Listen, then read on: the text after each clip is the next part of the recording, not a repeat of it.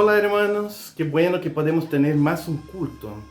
Quizás vamos a tener que pasar mucho tiempo aún con eso, no tenemos mucha expectativa de que ese tiempo va a terminar pronto, pero nosotros les echamos de menos. Yo tengo muchas ganas de darles un abrazo, de estar juntos.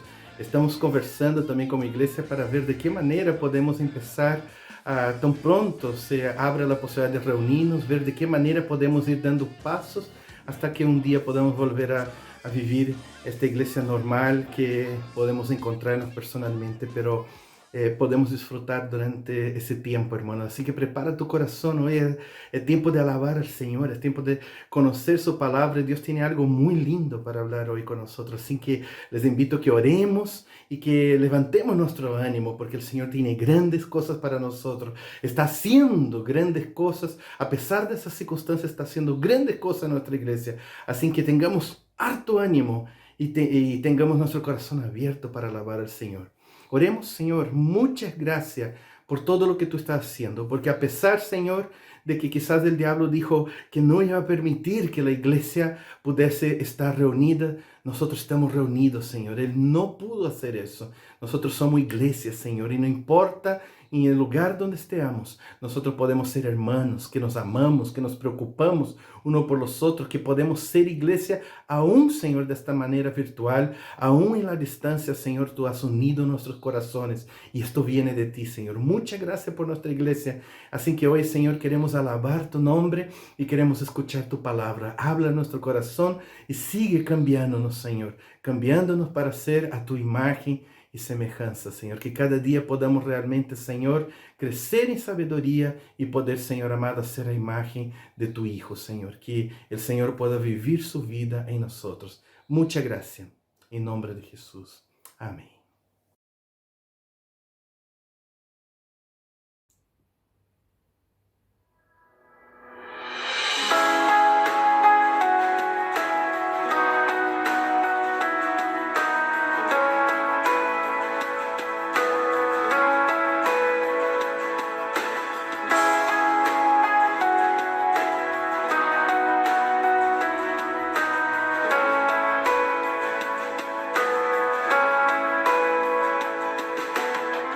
En todo tiempo, en cada paso eres fiel.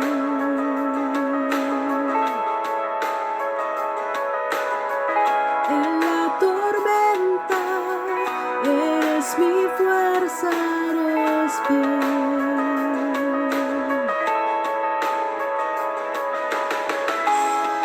En la tempestad tu paz me abraza.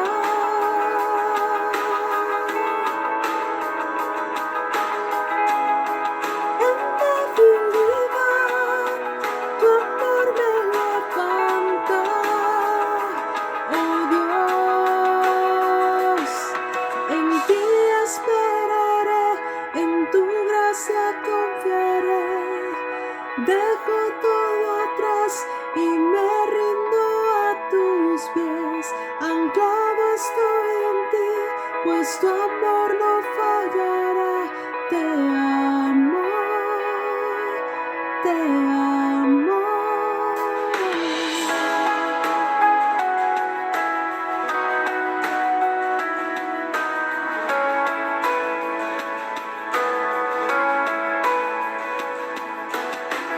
Mi Redentor, mi Salvador, eres fiel.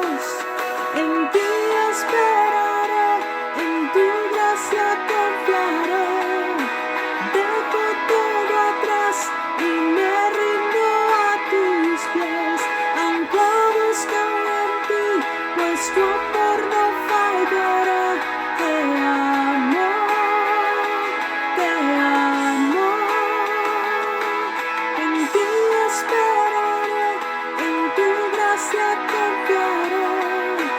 Dejo todo atrás y me rindo a tus pies. Anclado estoy en ti, pues tu amor me fallará. Te amo, te amo. Y en tu promesa pondré mi confianza.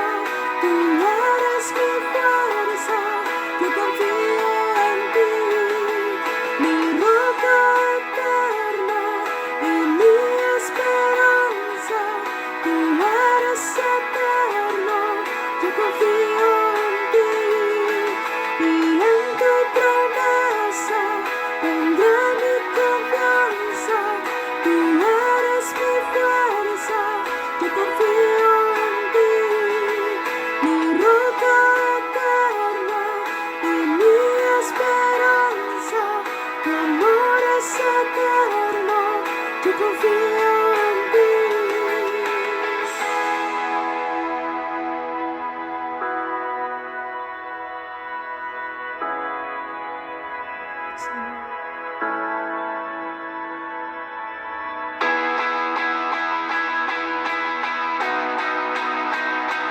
Te amo, te amo. Y esperaré, en tu gracia confiaré. Dejo todo atrás y me rindo a tus pies. Anclado estoy en ti, pues tu amor no fallará. Te amo, te amo.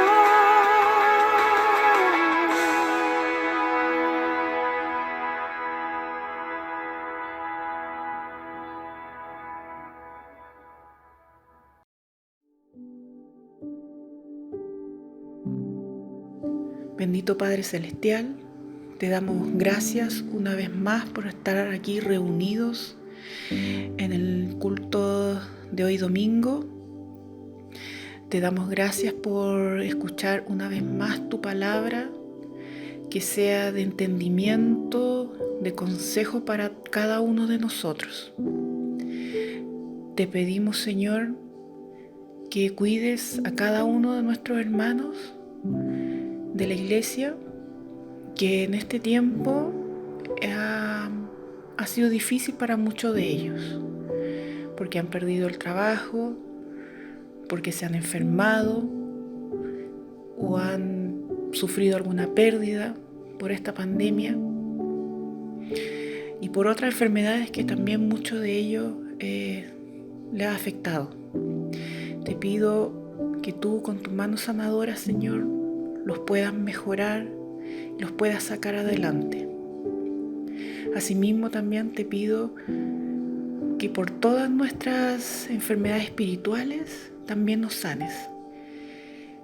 Hay mucho a veces dolor, amargura, pena, y tú eres el único que nos puede sacar adelante. El único que siempre va a estar con nosotros porque tú eres fiel. Tú eres fiel con nosotros, Señor. Te pido, Señor, por nuestro país, para que tú seas bendiciendo, nos llenes de paz nuestro país, que a pesar de las cifras negativas, la pandemia vaya disminuyendo, Señor. Que ya vaya desapareciendo, que llegue una vacuna luego, para que esto ya sea más controlable.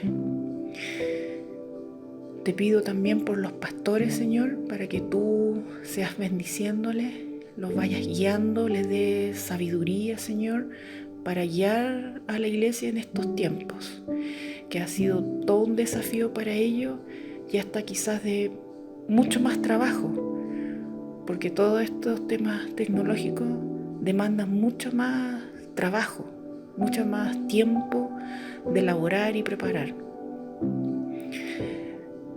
Finalmente, Señor, te pido bendición por cada hogar de cada uno de nuestros hermanos, que tú seas acompañándolo y que estemos siempre unidos, aunque sea de manera virtual.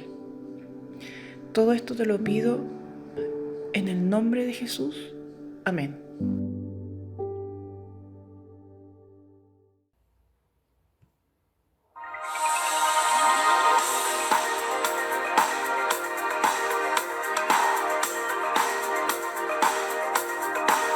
No hay monte tan alto que pueda conmoverte, Señor.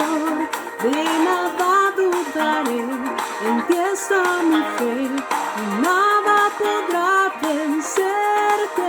No hay valle tan bajo, Dios me guías aún en temor. Te obedeceré y en ti confiaré, tu promesa seguirá. Nada me mueve, oh no, rodeas lo que me rodea a mí. Nada me vence, Señor, yo sé que tengo la victoria en ti. Rodeas lo que me rodea a mí. No hay río tan ancho y me cuidas con tu gran amor. Estoy firme en mi fe, yo esperaré, tu promesa seguirá. Nada me vuelve, oh no, rodeas lo que me rodea a mí. Nada me vence, Señor, yo sé que tengo la victoria en ti. Rodeas lo que me rodea a mí. Hoy vivo estoy, hoy libre soy. Rodeas lo que me rodea a mí. Yo vivo estoy, hoy libre soy. Rodeas lo que me rodea a mí. Vivo estoy, rodeas lo que me rodea a mí. Yo vivo estoy, hoy libre soy. Rodeas lo que me rodea a mí. Libre soy, yo vivo estoy, hoy libre soy. Rodeas lo que me rodea a mí. Rodea a mí, nada me mueve, oh no. Rodeas lo que me rodea a mí. Nada me vence, Señor, yo sé que tengo la victoria en ti. Nada me mueve, oh no.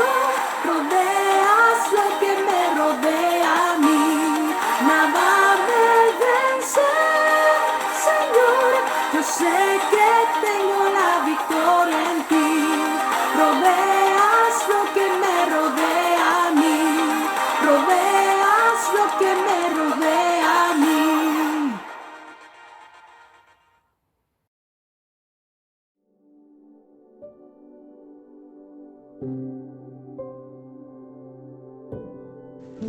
Bendito Padre Celestial, voy a tu presencia en el nombre de Jesús, tu presencia divina, y para este culto, Señor, que hacemos en forma virtual. Señor amado, haz gratitud en nuestros corazones por su amor, por su misericordia, que es nueva cada día. Gracias, Señor amado, porque por el cuidado y protección y provisión en estos tiempos tan difíciles que vivimos. Sentimos su presencia en todo momento. Podemos vivir confiados. Su fidelidad es grande. También le pido, Padre Celestial, bendiciones para nuestra iglesia ICQ. Bendiciones para los pastores. Renueve su fuerza, Señor amado, para los presbíteros, líderes y ancianos. Llénalos de su sabiduría de lo alto. Bendiciones para los jóvenes, que sean valientes. Para las damas, que sigan siendo perseverantes en la oración. Para los varones, Señor, también una bendición para ellos. Y en forma muy especial, amado Dios, para los niños. Sea usted protegiéndolos, Señor, de cualquier maldad, de cualquier cosa que le ocurra, Señor. Ponga sus manos santas sobre ellos para que nada le ocurra, Señor. Padre amado, bendiga también a toda nuestra congregación con una bendición de lo alto. La bendición la del Padre, la del Hijo y del Espíritu Santo. Amén.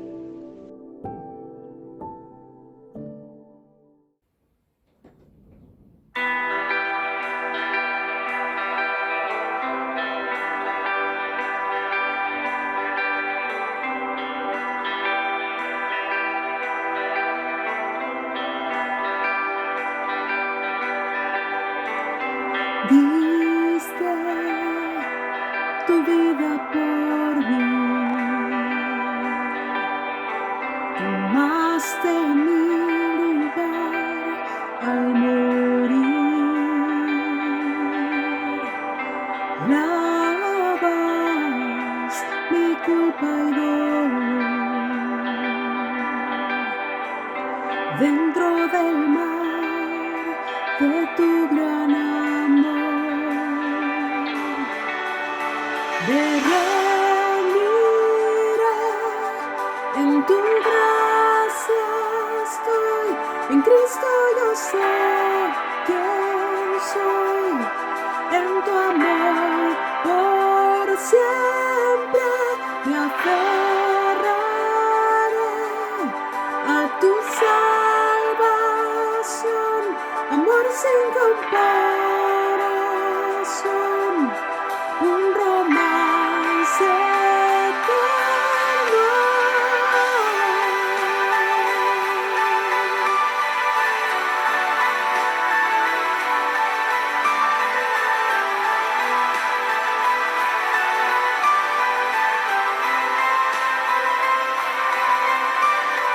Tu amor, furioso huracán, que destruyó mi culpa y maldad. Me rendiré,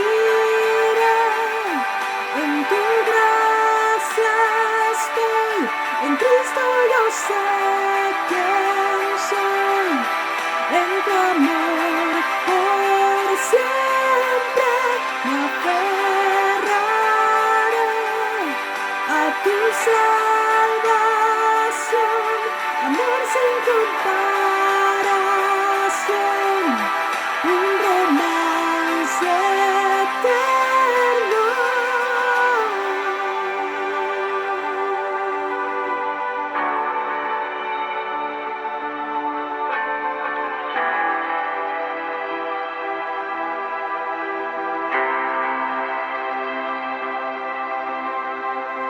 Cantaré al que me rescató, cantaré al que me recibió, cantaré al que vida me dio, al Rey por siempre. Cantaré al que me rescató, cantaré al que me recibió, cantaré al que vida me dio, al Rey por siempre.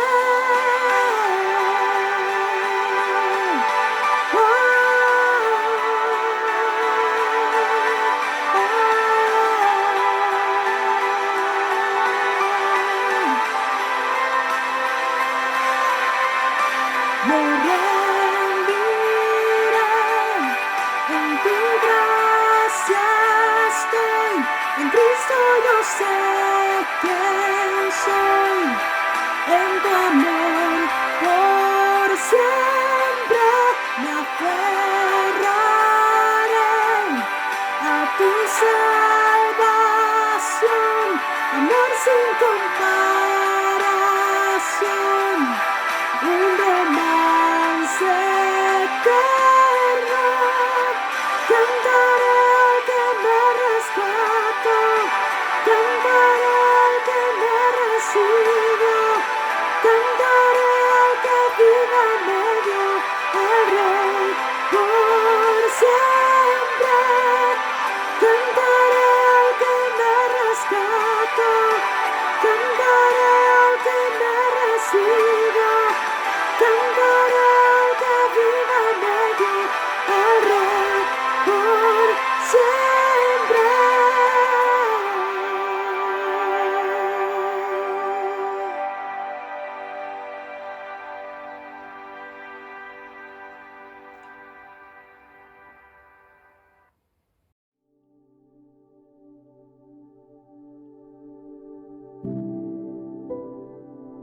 Buenos días, hermanos, que el Señor les bendiga. Después de haber estado en un momento de adoración con esas hermosas alabanzas, pasamos a este momento que es importante también, donde podemos entregar nuestros diezmos y nuestras ofrendas. La palabra de Dios en Primera de Crónicas 16, 27 al 29 dice: alabanza y magnificencia delante de Él, poder y alegría en su morada. Tributad a Jehová, oh familias de los pueblos, dad a Jehová gloria y poder, dad a Jehová la honra debida a su nombre. Traed ofrenda y venid delante de Él, postraos delante de Jehová en la hermosura de la santidad. Hermanos, que en este momento nosotros podamos honrar al Señor con nuestras ofrendas y nuestros diezmos. Y tenemos dos formas de hacerlo: a través de la cuenta corriente de la iglesia, por transferencia, o si usted no puede hacer una transferencia, puede pedir que vayan a su casa a que puedan retirar el dinero. Esto es importante, que nosotros podamos apoyar la obra del Señor, porque con estos dineros la iglesia sigue funcionando, la iglesia sigue haciendo la obra que Dios le ha encomendado. Muchas gracias, hermanos, y que el Señor les bendiga. Ahora vamos a orar. Señor y Padre Celestial, te damos gracias por esta oportunidad que tenemos, Señor, de honrarte, de bendecirte y de glorificarte con nuestros dineros. Señor, gracias porque primeramente tú nos has dado la posibilidad, Señor, y la fuente de trabajo para poder recibir, Señor, una remuneración. Y con eso mismo, Señor, nosotros debemos honrarte, adorarte y glorificarte. Señor, yo te pido que tú le des sabiduría a las personas que están administrando estos dineros, Señor, para que alcance para todo lo que se necesita, Señor. Multiplica todo lo que llegue, Señor, a las arcas de la iglesia, para que tu obra continúe como lo ha hecho, Señor, durante todo este tiempo. Y te damos gracias, Señor, porque hasta aquí, Señor, tú nos has ayudado. Padre Celestial, bendice al dador alegre y aquel que no puede, que en este momento, Señor, no puede, que tú le puedas dar la oportunidad más adelante, Señor, de también poder participar de esta obra maravillosa, Señor. Yo te doy gracias en el nombre de Jesús. Amén.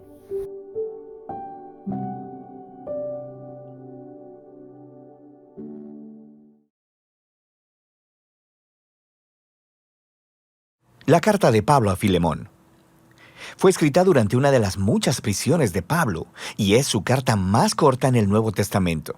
Pero no te dejes engañar por su tamaño. Esta es en realidad una de las cartas más explosivas que Pablo escribió. Esta es la historia de fondo para que podamos encajar los detalles que se encuentran en la carta. Filemón era un ciudadano romano acomodado de Colosas, que probablemente conoció a Pablo durante su misión en Éfeso y se convirtió en seguidor de Jesús. Después, cuando Epafras, colaborador de Pablo, empezó una comunidad de Jesús en Colosas, Filemón se convirtió en el líder de una iglesia que se reunía en su casa.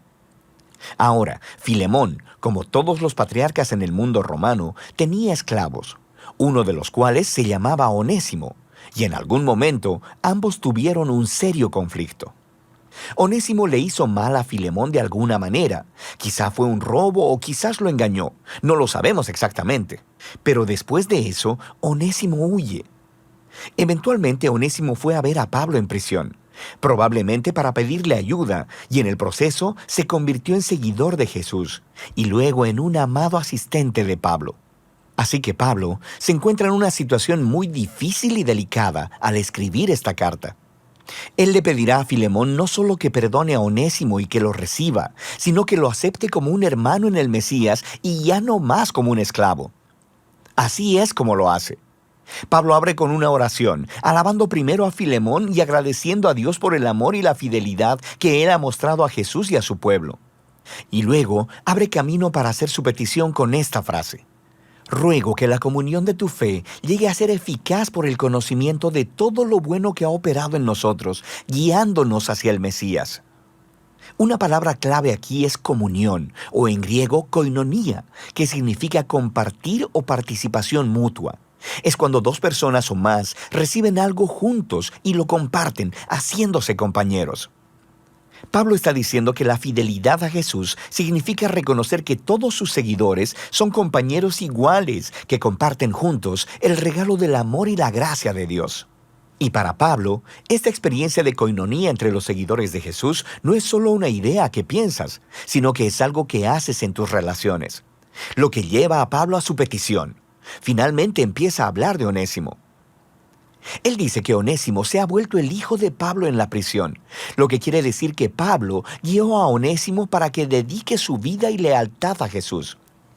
De manera que Pablo y Onésimo ahora son familiares en el Mesías.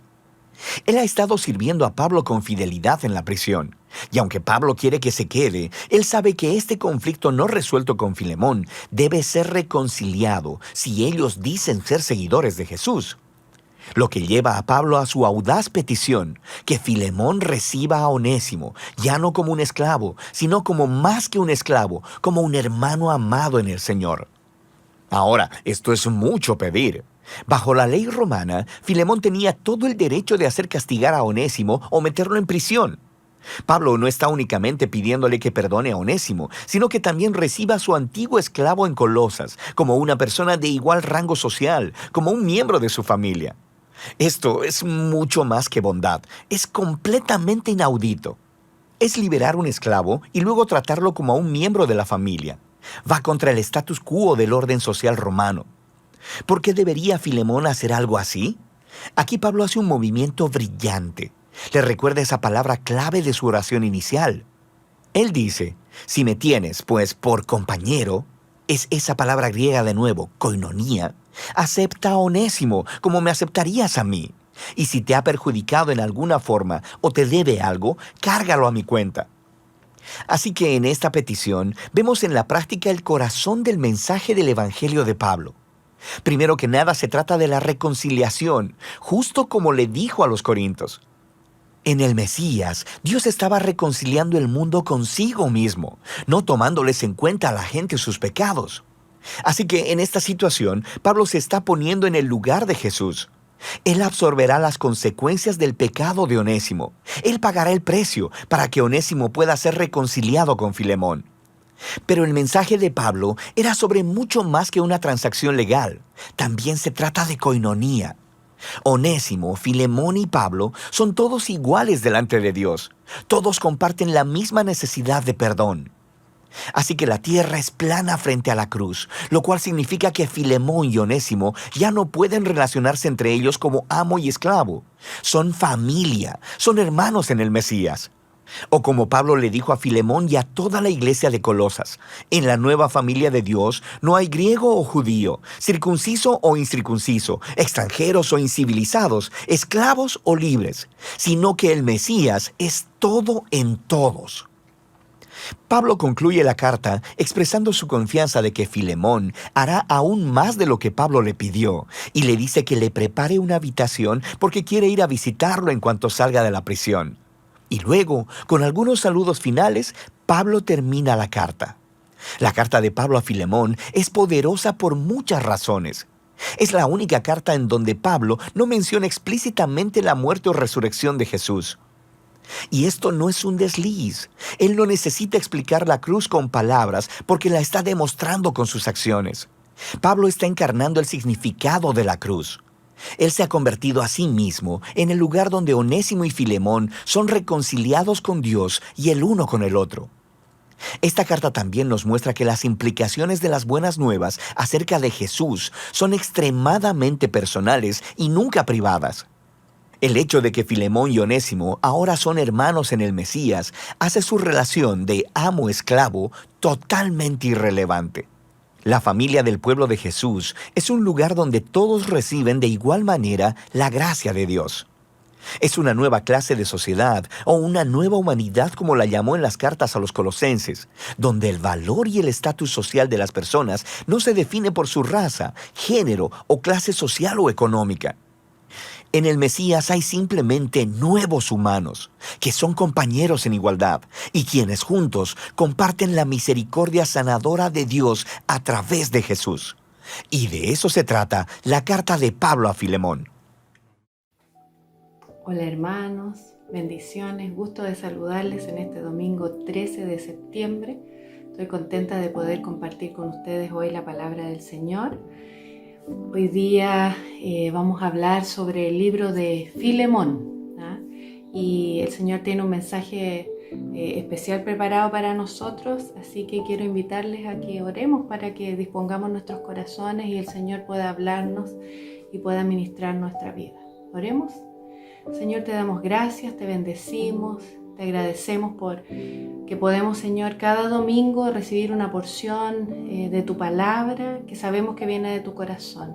Nos disponemos, Señor, y consagramos nuestros corazones, nuestra mente para recibir el mensaje que tú tienes para nosotros. Señor, haznos, Señor, sensibles a tu voz y permite que este mensaje llegue a nuestros corazones en este objetivo que tenemos como iglesia de aprender a ser iglesia y de acercarnos cada día más a tu voluntad.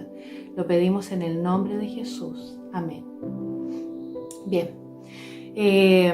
Filemón es un libro cortito. Si ustedes lo leyeron, se van a dar cuenta que es una carta, ¿no es cierto?, escrita por Pablo a Filemón, y esta fue la última carta que Pablo tuvo que escribir, ¿ya? Él, Filemón, era encargado de una pequeña comunidad cristiana que se había formado allí en su casa. Y el objetivo por el cual Pablo escribe a Filemón esta carta era porque quería hacerle una petición especial, y era que le pedía que él recibiera de regreso a Onésimo, que era un antiguo esclavo de Filemón. Ustedes lo acaban de ver eso en el ¿no es cierto?, panorama bíblico, pero al parecer, ¿no es cierto?, no había salido bien de allá, se había ido, a lo mejor puede ser que haya estado huyendo, y este Onésimo había recibido de Pablo ahora enseñanzas porque se había convertido y se había transformado en una persona muy valiosa para Pablo. Entonces Pablo le escribe a Filemón y le dice: me gustaría que recibieras a Onésimo de manera especial, ahora como tu hermano, porque es verdad que se fue en condiciones adversas, pero ahora él vuelve de una manera distinta. Y la persuasión que hace Pablo a través de su carta es que le explica que ahora hay un vínculo espiritual que los une y que ese vínculo debería ser capaz de ayudarlo para sobreponerse a cualquier divergencia que hubiera y que todavía quedara entre ellos, ¿ya? Este vínculo espiritual, ¿ya?, que obviamente es un vínculo que fue conquistado por Cristo para nosotros en la cruz, es la comunión. Y es de eso que quiero hablarles yo en este día. Por eso mi tema de hoy se llama Agentes de Conciliación asociado a la comunión, ¿ya? Y en realidad, si nos ponemos a pensar, el entender y vivir este principio, que es el principio de la comunión, sería en realidad lo único que permitiría que Filemón recibiese otra vez a Onésimo y que volvieran a ser hermanos. Me gustaría compartir con ustedes los versos 15 y 16, ¿no es cierto? Voy a leerlo en la versión PDT y dice así: tal vez Onésimo fue apartado de ti por un poco tiempo para que pudieras tenerlo de vuelta para siempre. Ya no vuelve como un esclavo, sino como algo más valioso que un esclavo, como un hermano querido. Yo lo aprecio muchísimo, pero tú lo apreciarás aún más, ahora como integrante de tu familia y también como hermano en el Señor. Qué bonito, ¿cierto? Aquí, ¿no es cierto?, Pablo argumenta y le dice: mira, ahora él está volviendo en otra condición. Ahora hay algo que a ustedes los une, hay algo que ustedes tienen en común. Eso significa comunión, es tener algo en común. Una iglesia es una comunidad con mucho en común. Nosotros somos una familia, tenemos un lazo, ¿ya? Tenemos un vínculo que nos une y que nos debería mantener unidos por mucho tiempo, y ese lazo, que es la comunión, es un vínculo que es sumamente fuerte porque es un vínculo espiritual. Entonces, la gran lección en esta carta es esa, que ese vínculo, que es la comunión, ¿no es cierto?, es el único que puede darnos victoria sobre los conflictos y las diferencias que seguramente vendrán. Mira qué lindo. Y entonces aquí Pablo usa eso y persuade, ¿no es cierto?, a Filemón y le dice, hay algo que ustedes tienen en común y ese algo es un vínculo tan grande, tan potente, es algo que Cristo conquistó por nosotros que vale la pena que ustedes puedan resolver sus diferencias, ¿no es cierto?, y puedan volver a estar unidos porque ustedes son hermanos en Cristo. Ahora, aquí es donde yo quiero hacer el link para nuestra realidad, porque esta es una lección para nosotros. ¿Saben? En la convivencia, ¿no es cierto?, tanto en una iglesia como en cualquier otro lugar, siempre habrá decepciones, habrá problemas, habrá malentendidos, habrá crisis, frustraciones, ¿ya? Pero la fuerza de ese lazo entre nosotros debería llevarnos siempre a la reconciliación, a pesar de los problemas que van a surgir. Nosotros nos vamos a equivocar, tú te vas a equivocar y yo también me voy a equivocar. Siempre va a haber alguna falla, porque nosotros no somos infalibles, somos seres fallos que nos equivocamos, ya somos imperfectos. Así que no podemos tener expectativas irreales de lo que significa ser una iglesia, porque no existe la iglesia perfecta, no existe la iglesia donde ningún hermano se equivoque, no existe la iglesia donde ningún líder se equivoque, no existe. Ahora, va a haber conflictos, eso es verdad. Aquí Pablo justamente estaba argumentando eso a Filemón, pero nosotros debemos y podemos resolverlos y no dejar que estos nos dividan y menos que determinen nuestra identidad como iglesia. Debemos entender que Jesús pagó el precio para que nosotros pudiéramos tener comunión, para que nosotros podamos preservar la comunión, para que nosotros salvemos las relaciones. Y ese es el texto que quiero invitarles a compartir. Efesios 2, 12-16 explica, dice así: en aquel tiempo estabais sin Cristo, alejados de la ciudadanía de Israel y ajenos a los pactos de la promesa, sin esperanza y sin Dios en el mundo. Pero ahora en Cristo Jesús, vosotros que en otro tiempo estabais lejos, habéis sido hechos cercanos por la sangre de Cristo, porque Él es nuestra paz, que de ambos pueblos hizo uno, derribando la pared intermedia de separación, aboliendo en su carne las enemistades, la ley de los mandamientos expresados en ordenanzas, para crear en sí mismo de los dos un solo y nuevo hombre, haciendo la paz y mediante la cruz reconciliar con Dios a ambos en un solo cuerpo, matando en ella las enemistades. Mira qué hermoso texto, qué profundo, justamente hablando del precio de sangre que Jesús pagó para abolir las enemistades. Allí en la cruz quedaron nuestras enemistades. Él, mediante la cruz, hizo la paz. Él conquistó la paz para nosotros en las regiones espirituales, para que nosotros pudiéramos reconciliarnos con Dios, pero también entre nosotros. Así que nosotros como iglesia debemos tener una identidad de conciliación, de reconciliación. O sea, tenemos problemas, vamos a tenerlos, como todos los seres humanos, y porque somos humanos, y porque aún hay áreas de nuestra vida que están siendo tratadas en nuestro carácter. Algunos, ¿no es cierto?, tienen más parte de su carne siendo sometida al espíritu, pero hay otros que todavía viven en la carne. Entonces todos estamos en proceso, pero no debemos dejar que estas diferencias nos dividan y nos separen, porque Jesús pagó el precio en la cruz para hacernos uno solo, para juntarnos y apagar, borrar todas las enemistades que había entre nosotros. Ahora, todos estamos en proceso de crecimiento.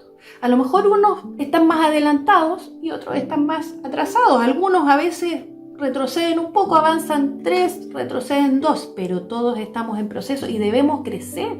Y para eso caminamos en la iglesia, para eso nos alimentamos de Cristo, para eso recibimos, ¿no es cierto?, la palabra de Dios. Pero ¿cuál es la meta?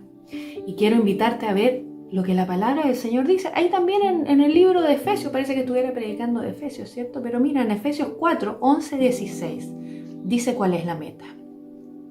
Y Él mismo constituyó a unos apóstoles, a otros profetas, a otros evangelistas, a otros pastores y maestros, a fin de perfeccionar a los santos para la obra del ministerio, para la edificación del cuerpo de Cristo, hasta que todos lleguemos a la unidad de la fe y del conocimiento del Hijo de Dios, a un varón perfecto, a la medida de la estatura de la plenitud de Cristo, para que ya no seamos niños fluctuantes, llevados por doquiera de todo viento de doctrina, por estratagema de hombres que para engañar emplean con astucia las artimañas del error, sino que siguiendo la verdad en amor, crezcamos en todo, en aquel que es la cabeza, esto es Cristo, de quien todo el cuerpo, bien concertado y unido entre sí por todas las coyunturas que se ayudan mutuamente según la actividad propia de cada miembro, recibe su crecimiento para ir edificándose en amor. Mira qué texto profundo. No sé si te diste cuenta que ahí dice cuál es el objetivo. Dice que seremos perfeccionados. Estamos en ese proceso, pero dice que es para la obra del ministerio y para la edificación del cuerpo de Cristo. Así que debemos ser edificados, y ahí está la meta. ¿Por qué nos reunimos? ¿Por qué somos iglesia? Nos reunimos para ser edificados hasta que todos lleguemos a la unidad de la fe y del conocimiento de Dios. ¿Y saben hasta cuándo debemos crecer? Ahí dice, debemos crecer a la medida de la estatura, de la plenitud de Cristo. ¿Y saben lo que eso significa? Significa que debemos crecer hasta que Cristo sea formado total y plenamente en nosotros. En tu vida y en la mía, Cristo debe ser formado en nosotros. Y ese crecimiento nos llevará a andar, ¿no es cierto?, como un cuerpo bien afiatado, dice ahí, con una sola cabeza, que es Cristo, y así seremos edificados en amor. Qué hermoso, ¿cierto? Y esa es la meta. Pero ¿saben? Nos falta tanto para vivir eso. Porque miren, ahora les quiero mostrar un poco como un escáner de la realidad de las iglesias en el día de hoy. Y miren, toda similitud con la nuestra es mera coincidencia, porque esto es un escáner de la iglesia actual, la iglesia contemporánea. Veamos un poco, ¿cómo es la gente de las iglesias hoy?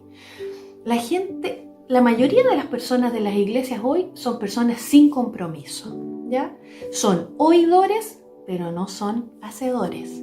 Son los famosos domingueros, ¿ya? No son practicantes de la palabra, no tienen una vida íntima con Cristo, no tienen vida devocional. De hecho, se alimentan a veces de las predicaciones del domingo, si es que lo ven, el culto. No tienen un conocimiento de la palabra, la mayoría nunca ha leído la Biblia. No tienen obediencia a Cristo, viven con pecados en sus vidas, pecados regalones, como dice mi esposo, ¿cierto? Son en realidad personas religiosas que no viven ni practican los principios de Dios. A veces el domingo, ¿no es cierto?, visten una máscara, pero en la semana se olvidan que son cristianos. Otra característica, son clientes, pero no miembros de iglesia. Hay una mínima participación, el mínimo esfuerzo, el mínimo sacrificio. Entonces no me haga, por favor, venir a una reunión de oración hasta las 12 de la noche, o no se le ocurra pedirme que yo ayune, o no me haga venir 2 veces a la semana a la iglesia. No. Ahora, estas mismas personas que son clientes, pero no miembros, tienen alta exigencia. O sea, si alguien les falla en la iglesia, al tiro reclaman, no, es que nadie me llama, en esta iglesia nadie se preocupa por mí, ¿por qué no atienden mis necesidades?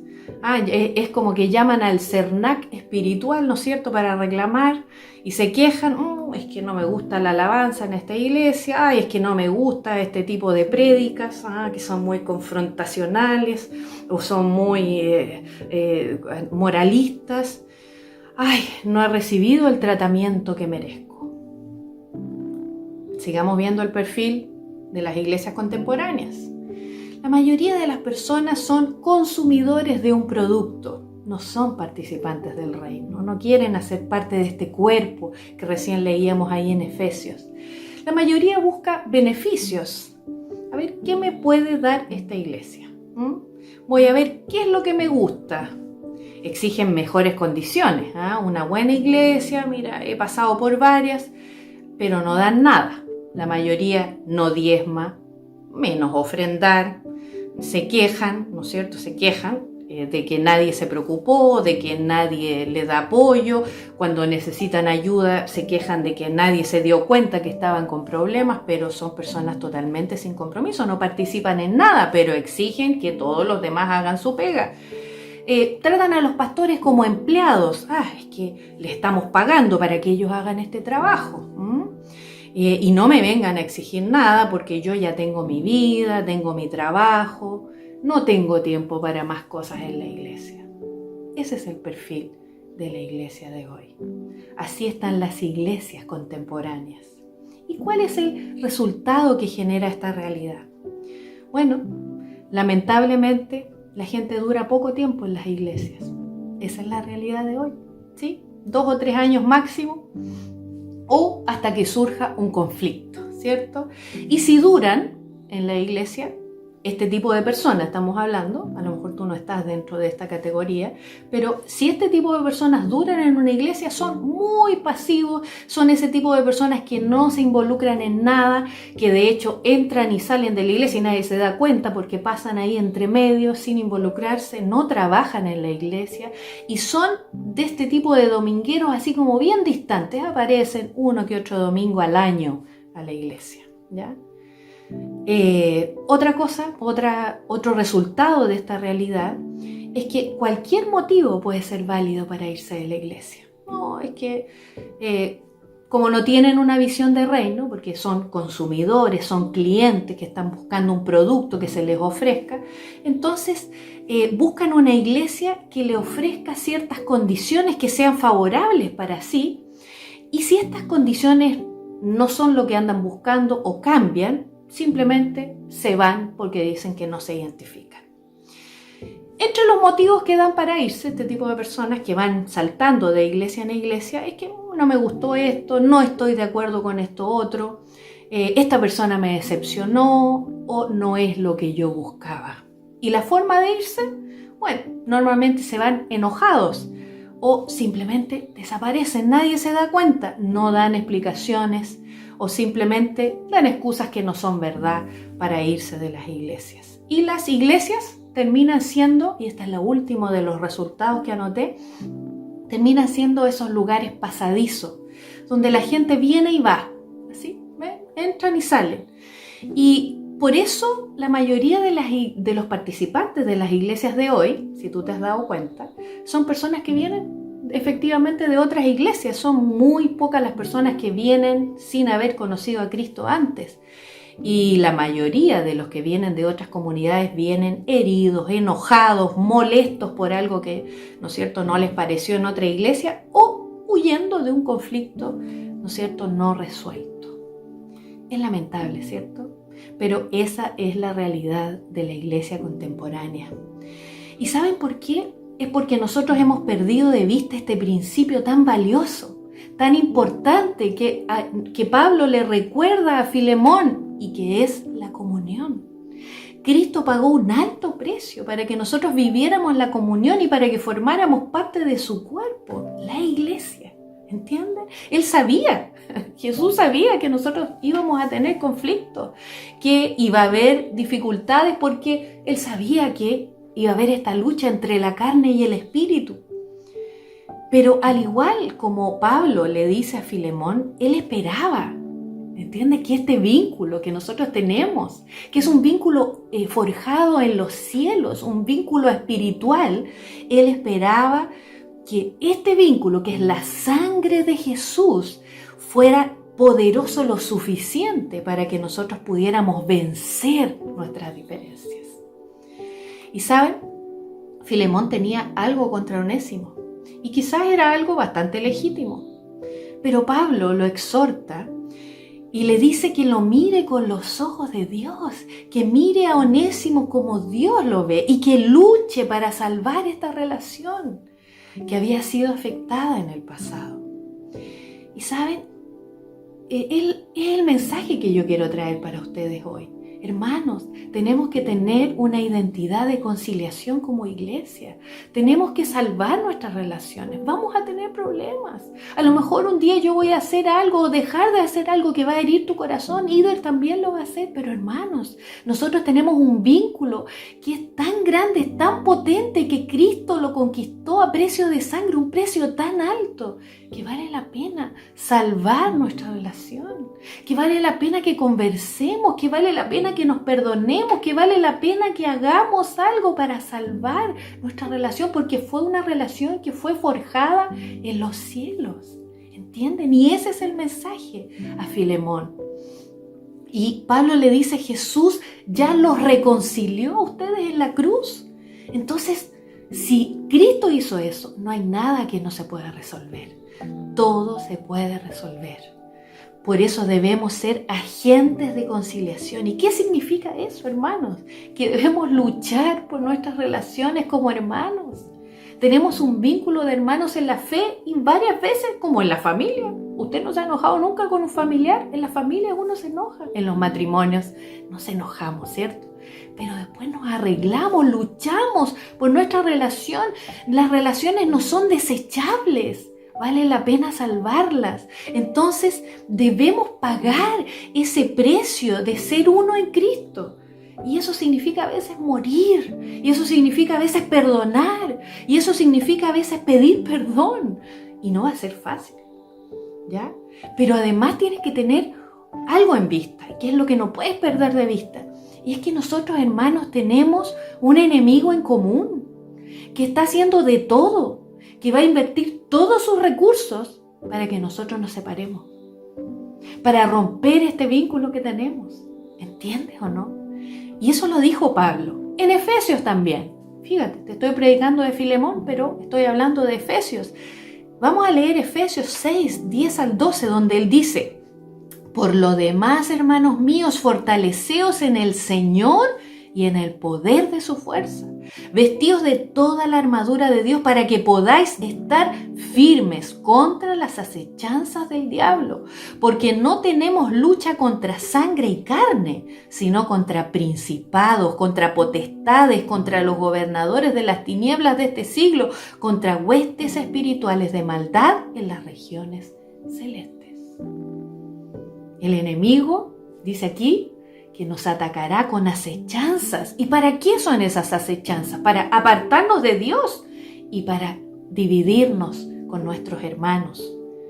Pero Pablo recuerda otra vez que tenemos que abrir nuestros ojos espirituales y mirar, ¿no es cierto?, con esta visión espiritual y entender que nuestra lucha no es contra esa persona, no es contra el hermano, no, es contra un ejército espiritual, y ahí los nombra en jerarquías, que quiere dividirnos, que quiere separarte de tu hermano, que quiere separarte en tu familia, que quiere dividirnos, que quiere acabar con la obra de Dios. Y eso es mi pregunta. ¿Le darás la victoria al enemigo? ¿Dejarás que Satanás gane y que nos divida? ¿Que él gane esta batalla? Hermano, si tú no quieres hacer la voluntad del diablo, entonces, si quieres hacer la voluntad de Dios, tienes que luchar para preservar la comunión con tus hermanos y con la iglesia. El enemigo no va a escatimar esfuerzos ni recursos para causar divisiones entre nosotros. Ustedes lo saben eso. Va a intentar enemistarnos por pequeñas y grandes cosas. Cualquiera en realidad podría ser un motivo para que tú te enojes y te vayas de la iglesia, ¿sabías? Sí. Pero la pregunta, después de todo lo que yo te he mostrado, es: ¿será que es la voluntad de Dios que tú te vayas de la iglesia por algo que no te pareció? ¿Tú crees que es eso lo que dice la enseñanza a la luz de la palabra que hemos visto? Hermano, las relaciones no son desechables, son valiosas. Cristo pagó precio de sangre para que tú y yo tuviéramos comunión. Así que vale la pena cuidar esas relaciones. Y si se resienten, porque va a pasar, hay que salvarlas. Debemos ser agentes de reconciliación. Esa debe ser nuestra identidad como cristianos. ¿Y sabes lo que eso significa? Que si tú te hieres por algo o algo te pasa con un miembro de la iglesia, si tú quieres agradar a Dios, ¿sabes lo que tienes que hacer? Tienes que buscar la reconciliación. Mira lo que dice la palabra de Dios ahí en Mateo capítulo 18, del verso 15 al verso 22. Mira, dice Mateo 18 del 15 al 22.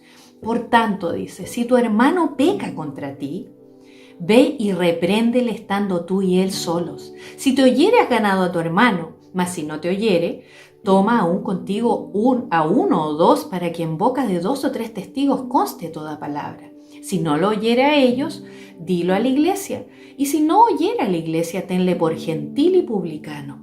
De cierto os digo que todo lo que atéis en la tierra será atado en el cielo, y todo lo que desatéis en la tierra será desatado en el cielo. Otra vez os digo que si 2 de vosotros se pusieren de acuerdo en la tierra acerca de cualquiera cosa que pidieren, les será hecho por mi Padre que está en los cielos.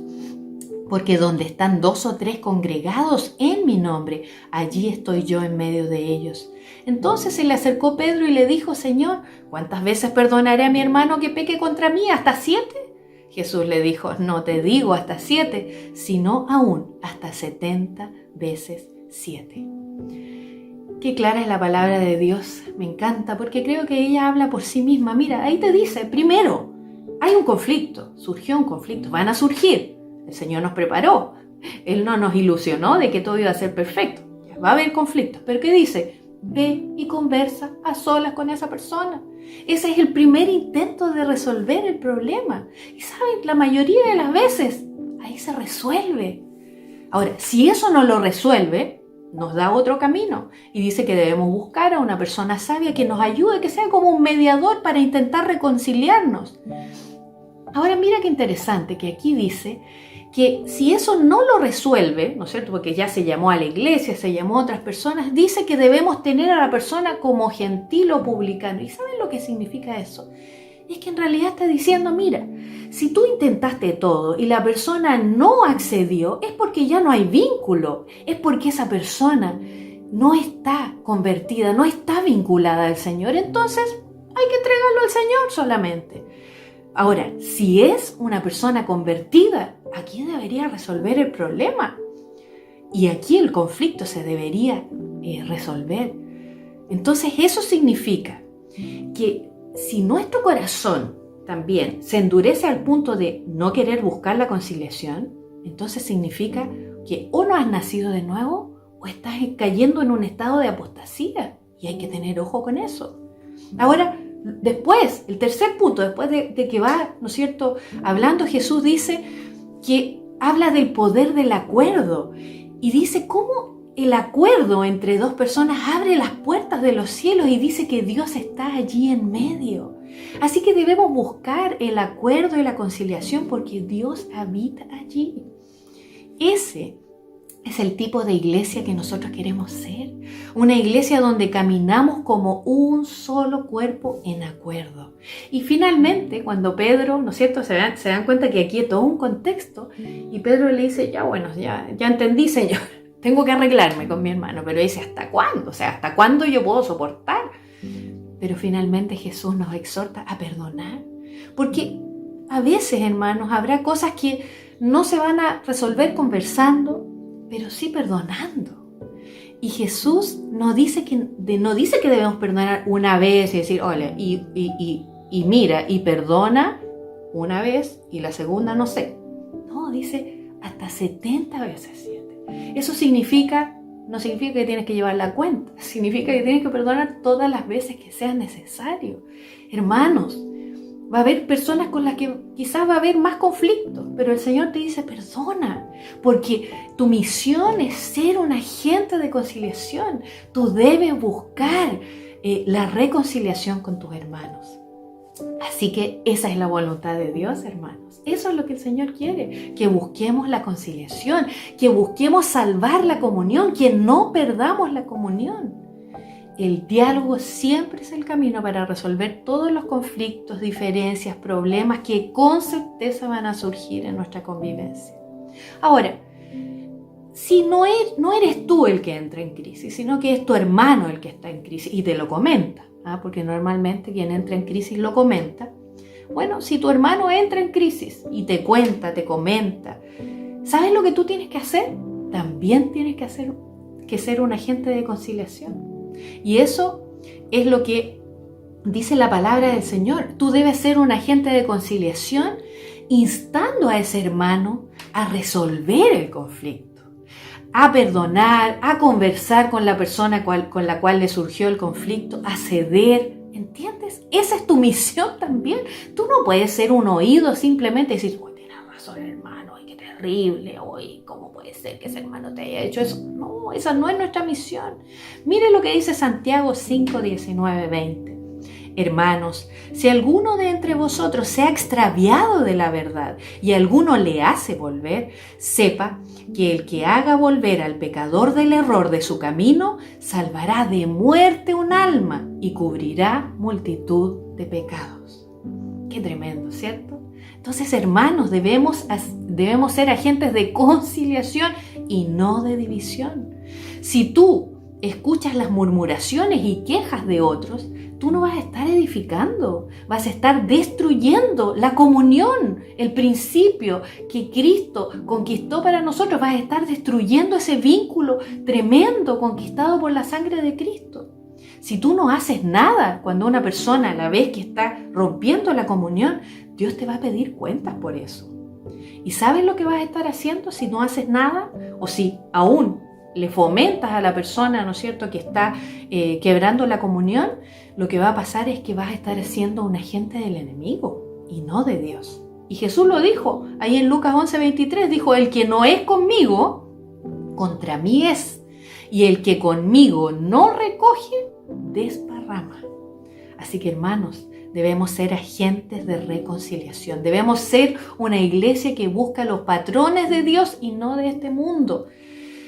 Si no aprendemos este camino, entonces lo que va a pasar es que vamos a ir de iglesia en iglesia buscando esa comunidad perfecta que no existe, porque en todos lugares donde tú vayas vas a encontrar problemas. ¿Y sabes por qué no vas a encontrar? Porque tú eres el problema y tú vas a llevar ese problema a donde tú vayas. Así que, hermanos, la comunión es un bien valioso. La comunión es el fruto de que Cristo vive en nosotros. Y cuando nosotros estamos conectados con Cristo, nosotros queremos estar conectados también con nuestros hermanos. Y ojo también, que cuando tú tienes problemas para estar en comunión y comienzas a separarte, a apartarte, ¿sabes qué? Eso también puede ser la señal de que tu comunión con Dios ha sido afectada y se ha enfriado tu relación con el Señor.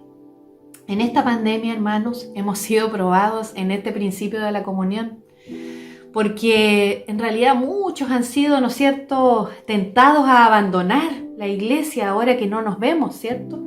Hemos sido probados porque hemos tenido que preservar nuestro vínculo de comunión a través de las redes sociales, orando por WhatsApp, ¿no es cierto?, escuchando audios de temas, viendo el culto así, de esta manera virtual. Pero, ¿saben? Debemos valorar qué es lo que el Señor nos ha dado y debemos aprovecharlo. Debemos mantener la comunión, preservar la comunión.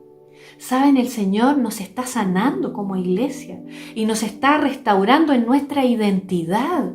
Y en ese proceso el Señor está restaurando este pilar que es la comunión. Pero, hermanos, todavía no hemos sido aprobados.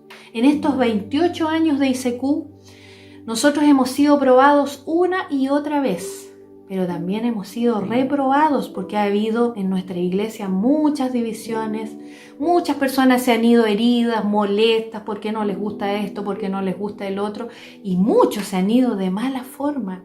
Pero sabes, tú que estás aquí, el Señor quiere sanar tu corazón porque Él quiere cambiar nuestra identidad como iglesia y no que seamos una iglesia pasadizo. Él quiere que seamos una iglesia que entiende este principio de la comunión y que lo preserva y que lo guarda. Así que aún estamos a tiempo de cambiar. El Señor puso la plomada, ¿saben? La plomada esta que nos muestra si una construcción está bien hecha.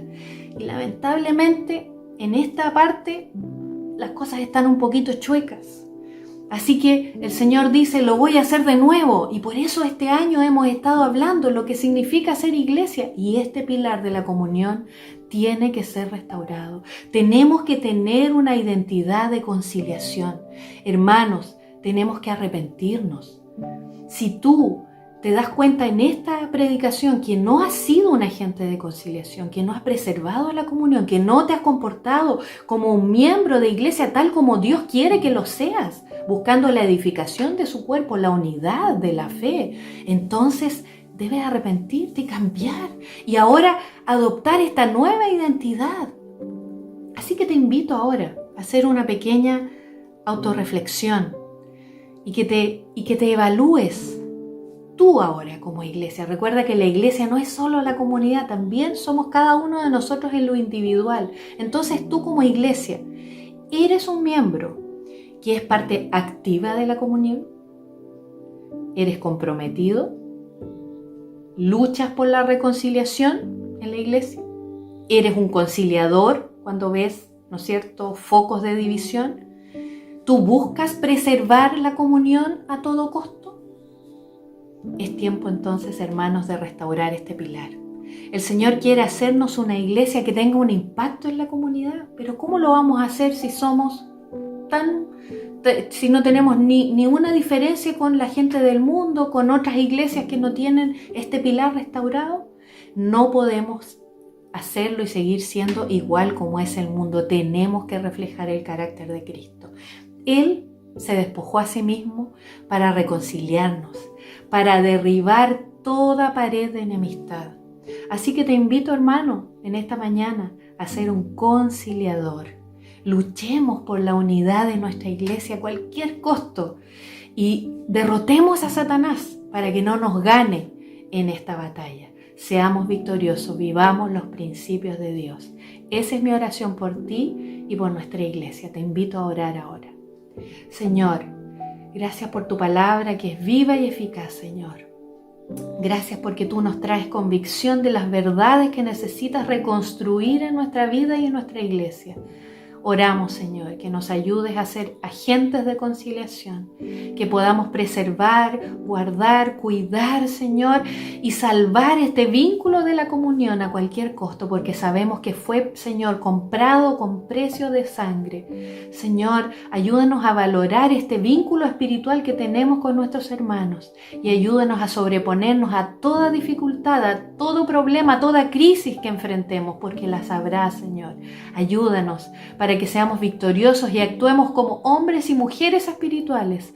Ayúdanos a ser una iglesia, Señor, como ICQ, que seamos una iglesia que tiene una identidad restauradora. Señor, una identidad que lucha para poder salvar la comunión. Ayúdanos, Señor. Ayúdanos a ser esa comunidad. Cambia nuestra identidad, Señor. Y ayúdanos a ser unidos. Que este vínculo nos ayude. Ayúdanos para que este vínculo nos mantenga unidos a pesar de las dificultades. Gracias, Señor, por nuestra iglesia. Te bendecimos y te agradecemos. Y te honramos, Señor, en esta mañana, en el nombre de Jesús. Gracias, hermanos, por su atención. Que el Señor les bendiga y les mando un abrazo grande. Bien, hermanos, ¿qué les pareció la palabra? Espero que realmente pueda ser algo para cambiar nuestra manera de pensar, que realmente nosotros podamos dejar Dios trabajar nuestra vida. Yo estoy muy feliz con la iglesia, con lo que Dios está haciendo, porque hay muchos que están respondiendo a eso. Es verdad que hay muchos que no quieren responder a esta palabra, hay muchos que quieren vivir la vida a su manera, pero el Señor nos llama a realmente poder tener esta diferencia, a poder realmente vivir lo que el Señor tiene para nosotros. Así que oremos para terminar ese tiempo. Señor, que la gracia de nuestro Señor Jesucristo, el amor de Dios y la comunión del Espíritu Santo esté con todos nosotros, ahora y para siempre. Amén y amén. Hermanos, yo les bendigo mucho y no se olviden de llamar por lo menos a 40 hermanos. Esto es tan importante para decirles yo te amo, yo estoy aquí contigo. Yo he buscado hacer eso. Ustedes saben, yo he llamado muchos. Yo prefiero llamar los varones, mi esposa ha estado trabajando con las mujeres, pero si en algún momento no ha pasado eso, llámanos. Preocúpate también de llamarnos, seamos iglesia, porque el Señor realmente va a estar mirando su iglesia. Cuando llegamos al cielo, el Señor no va a estar cobrando un pastor o una persona, va a estar llamando a su iglesia. Así que dejemos que realmente el Señor haga algo así semejante, que nos haga de nosotros un cuerpo, una familia. Amén. Les amo mucho y les echo harto de menos. Que Dios les bendiga. Nos vemos el próximo domingo. Chao.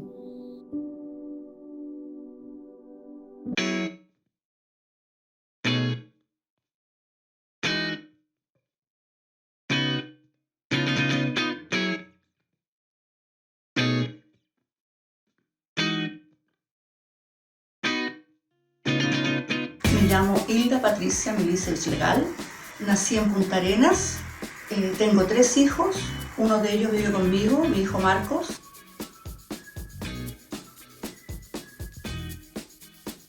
Soy la secretaria de la iglesia.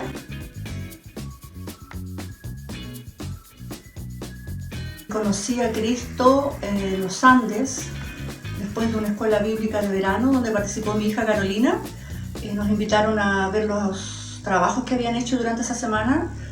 Y el pastor al final de esa reunión invitó a todos los papás que estaban presentes a un estudio bíblico llamado El Encuentro. Nosotros con mi esposo aceptamos ese estudio y el pastor iba una vez a la semana a nuestra casa para conversar sobre el tema, si teníamos alguna duda, alguna inquietud. Y en una de esas reuniones él nos presentó el plan de salvación y junto con mi esposo y mi hija mayor recibimos a Cristo. Y eso fue en los Andes, más o menos el año 92.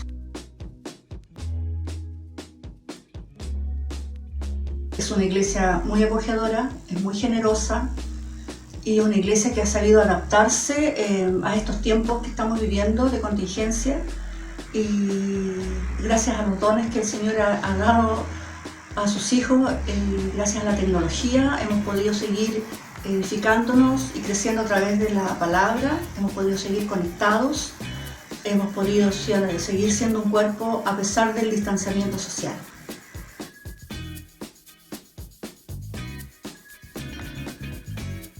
Soy Víctor Oyarzo Salinas, vivo en Quilpué y vivo con mi esposa Amara.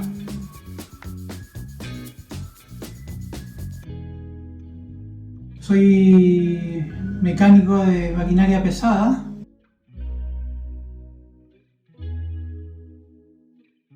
Conocí a Cristo el año 84.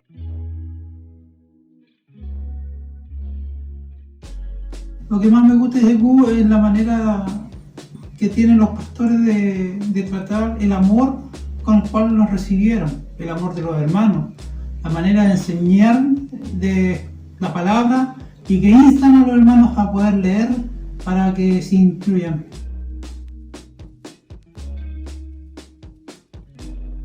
Me llamo Betty Castillo, vivo en Quilpué con mi esposo Adelante. Soy dueña de casa y me gusta tocar alabanza en mi teclado y también me gusta la reportería.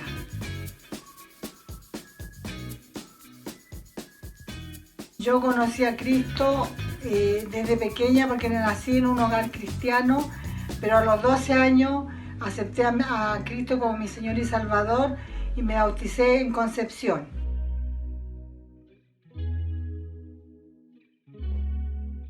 Que es una iglesia cariñosa, bondadosa y que tiene una enseñanza, una buena doctrina.